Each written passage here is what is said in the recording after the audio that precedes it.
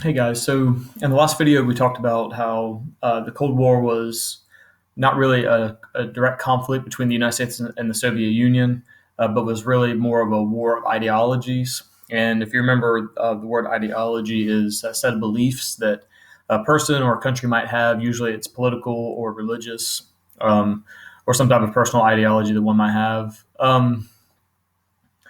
So since this conflict was a really large conflict between two world powers at the time, United States and the Soviet Union, um, they were going to start to force countries to kind of pick sides. And this is where we're going to get into how the Cold War gets started. Now, one thing that you're going to notice as we move forward is that I have a lot of pictures of some boxing images. You may have heard of the movie or seen the movie Rocky Four, and a lot of the pictures that you're going to see that are boxing related are from the movie Rocky Four. The Rocky Four was made right at the time of the Cold War in the 1980s. It's a boxing movie where Sylvester Stallone, the boxer, is going to fight against this guy. His name is Drago in the movie. He's a big Russian boxer, and he cheats and uses steroids and stuff like that. And Rocky's this little guy who has to beat him. As the movie begins, Rocky's best friend, Apollo Creed, has to fight against Drago, or he chooses to fight against Drago, and you'll see a lot of a big American imagery and how great America is. And Apollo ends up getting killed, and Rocky has to avenge his death. But we'll talk more about those pictures as we go. So we're going to talk today about what actually starts the Cold War. Um, the tensions between the United States and the Soviet Union actually really get started before World War II ends. Before World War II is over, the three big countries, United Kingdom, United States, and the Soviet Union, all get together and have several meetings to try to determine what they're going to do with post-war Europe. So once everything is over and the Nazis surrender, what are they going to do with all this land that the Soviet Union freed from Nazi control, that France and England and the United States freed from Nazi control? So when they were trying to make those decisions, they had a difficult time agreeing what they were going to do. Joseph Stalin felt like that since he liberated a huge area of Eastern Europe, that he should get to control it and help determine what is going to happen to them. Obviously, he's going to want them to be communist. And the allies in the Western Europe, England and France, and obviously the United States, felt like that those countries should be able to be democratic and not choose communism. So this was going to be the basis of the conflict between the Soviet Union and the other allied powers, specifically the United States and Great Britain. What do you do with all these countries that are now liberated and now can have their own government? Who gets to influence them? What kind of government do they get to have?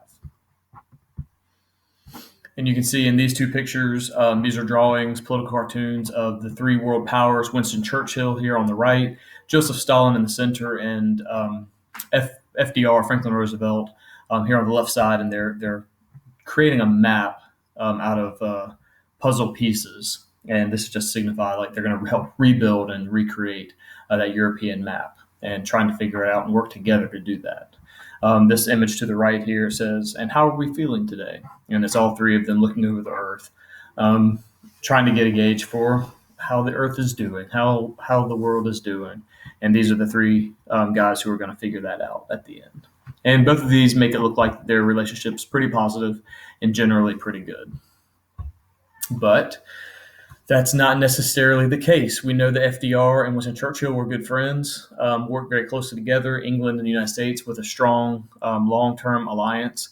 And the Soviet Union, Joseph Stalin was kind of the odd man out, both linguistically, he didn't speak English very well, like obviously FDR and Winston Churchill do, and also culturally and ideologically. He just kind of stood out against these two guys, which is why in this picture here I drew the big heart around FDR and Winston Churchill and the sad face over Joseph Stalin.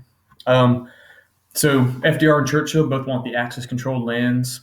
That's the land that Germany and Italy took over to adopt democracy and capitalism as their ideologies, politically and economic. while Joseph Stalin felt like that they should have the choice of becoming communist. And this is what's going to create that rift, that divide between the world powers. This is what eventually it's going to end up looking like. This map should look kind of familiar. This looks kind of like the one that you did on your assignment today. All of these red countries are eventually going to be forced to choose communism and not really have any kind of choice. If you remember from the Ed puzzle, it describes that Joseph Stalin promised free elections and actually didn't allow Eastern European countries to have it.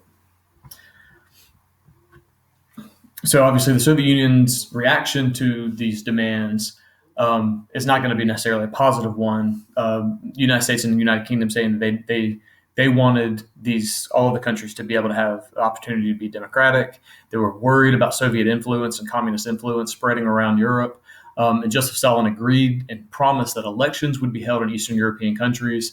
And there were elections, but Joseph Stalin's hand was all over it. And remember, Joseph Stalin was famous for saying, it doesn't matter who you vote for, it only matters who counts the votes. And it just so happens that he put people in place that were going to make sure that those countries became communist, specifically Poland, Czechoslovakia, Hungary, Romania, Bulgaria, and Yugoslavia. In these pictures, you can see this is Joseph Stalin putting Soviet flags all over these countries.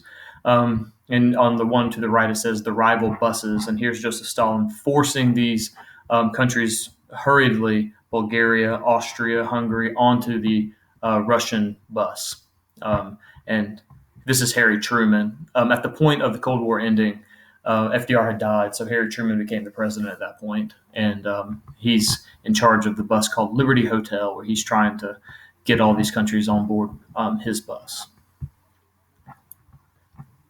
So these areas that are circled are going to be what we call the Eastern Bloc countries, and these are the ones that the Soviet Union are going to influence and kind of force into becoming communist. Same thing here. This drawing goes with a different slide later on.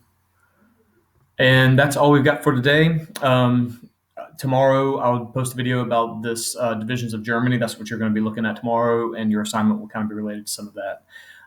So hopefully that is helpful for you, and I'll post another video for you tomorrow.